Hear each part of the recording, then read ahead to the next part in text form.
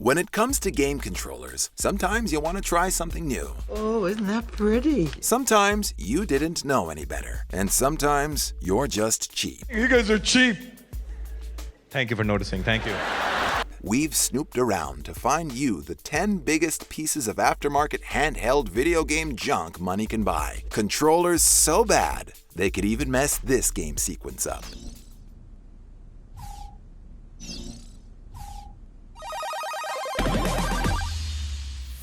10. iDong IR Controller. This controller, similar to Microsoft's Kinect or the PlayStation Move, is actually called the iDong, which we at The Gamer are pretty certain I'm not pronouncing correctly. It's used for the Chinese console of the same name, and the sensor is the controller. It uses infrared light, which is what your run-of-the-mill TV remote uses, to track its users' movements. You can play ping pong on the iDong, and it looks even cooler than the Kinect, but won't track you when you walk around the room. Maybe it's better the iDong doesn't follow you around. It made our list mostly because of its name, and due to how poorly it actually works. iDong. 9. CTA Digital Wii Bowling Ball. In the days when it seemed as though the Wii was worth its weight in gold, it seemed like anything with that Wii name on it would sell. The CTA Digital Bowling Ball can hold a Wii controller inside of it, which is impressive, but the novelty item can only be used to play 20% of the Wii Sports video games. Maybe Fred Flintstone and the Big Lebowski's Walter Sobchak would think it a worthwhile purchase, especially during the pandemic with many bowling alleys closed. But CTA Wii peripherals need a market larger than just John Goodman-based characters to be successful. 8. The ACTIVISION WU-TANG Controller. We like their acting. I thought your clan was a state. We love their music. WU-TANG. WU-TANG, WU-TANG. I came to bring the pain, hardcore to the pain. But before Def Jam Vendetta blew our minds and expectations of what a hip-hop-based fighting game could be, there was Wu-Tang Shaolin Style that came out for the PS1.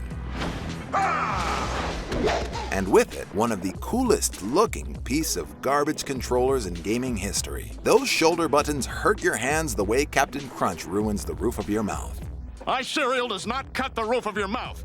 Yes, it does, Captain. And the button setup is counterintuitive and just plain weird. Considering the fighting game is just a straight-up button masher, they coulda, woulda, shoulda put those buttons in a convenient place to press in an incoherent frenzy. The game, like the controller, is a novelty item more than anything else. Maybe it's because the controller looks like it can be used as a weapon if you get into a fight in real life.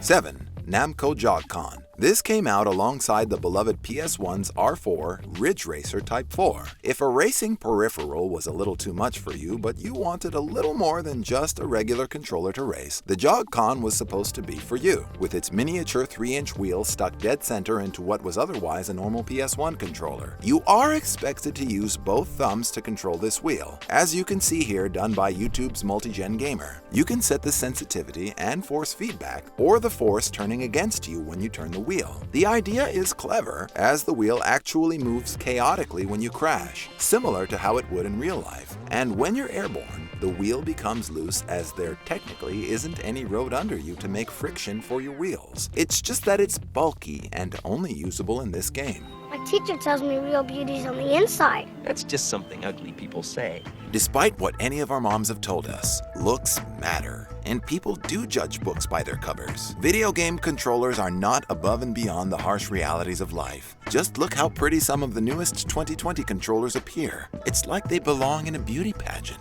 Maybe they'll remaster Ridge Racer 4 for the PS5 and put out a DualSense version of the JOGCON. That'd be neat.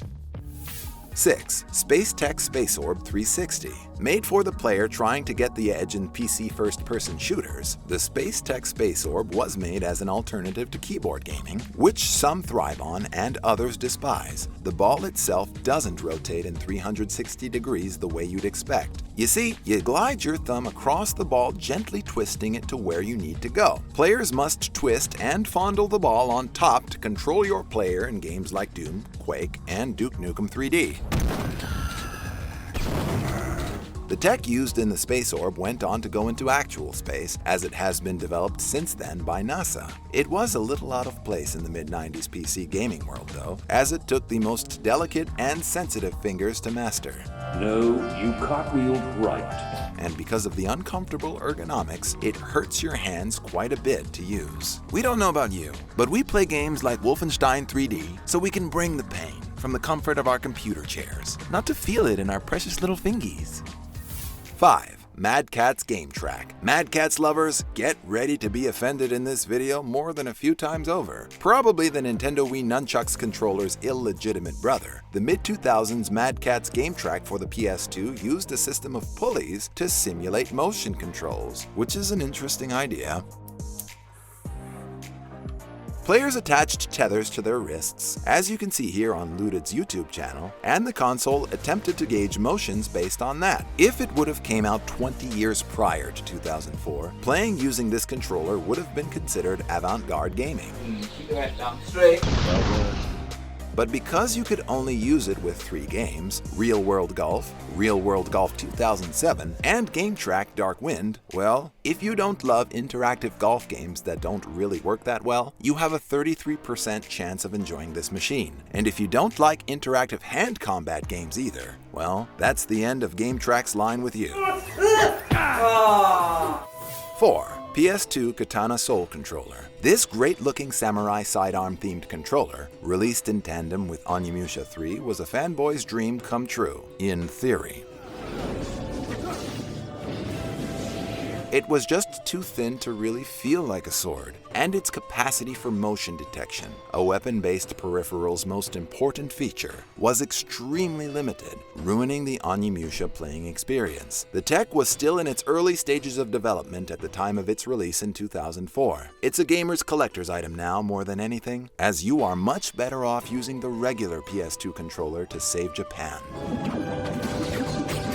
3. Madcatz Lynx. The original bricky Xbox controllers were in dire need of innovation when they came out, and guess who took it upon themselves to save the day? So if you want to just Wait your turn.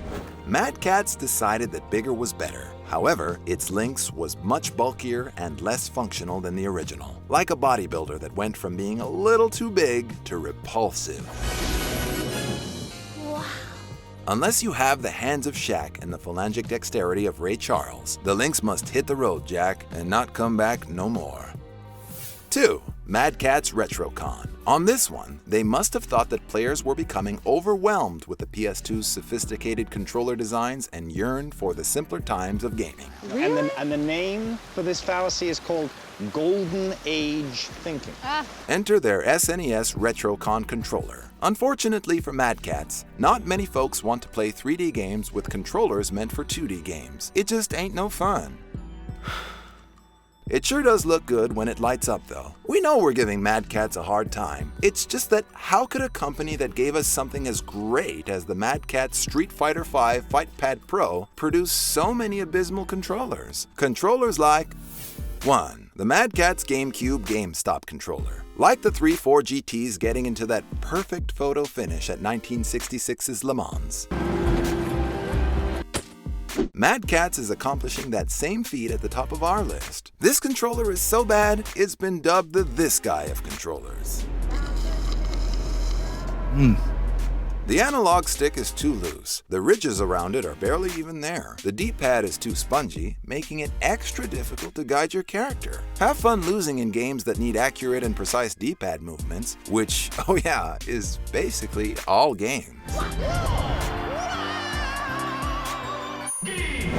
The C-Stick is too small for your thumbs. Sure, it would be nice for all the babies playing Resident Evil 4 on GameCube. Perhaps this night isn't so terrible after all. But what about the rest of us? The macro button and the Z button barely even click. Clickiness is a cornerstone of a good button. It's how your hands know you've pushed it before you see its function performed on the screen. The triggers are spongy, and the A, B, X, and Y buttons are too close together, facilitating a button mashing situation for your thumbs. And no one wants to look and feel like they're all thumbs on screen. When your GameCube suddenly stops recognizing this controller, as it's been known to do, it's actually taking mercy on you. Mercy, your controller sucks.